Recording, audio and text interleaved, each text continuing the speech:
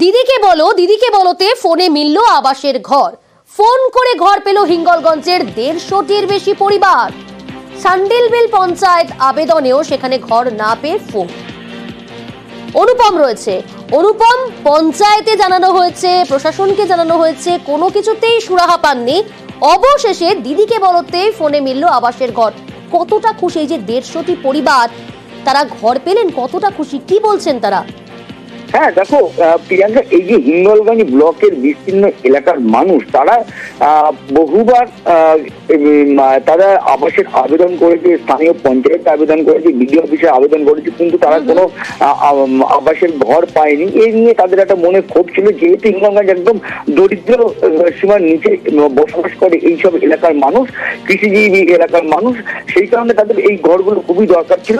এবার তারা না পেয়ে অবশেষে তারা দিদিকে বলো তাকে ফোন করে এবং সেই ফোনে কিন্তু খুব দ্রুত সেই সমস্যার সমাধান হয় এবং 149টি পরিবার এই দিদিকে বলোর বাড়ি পেয়েছে।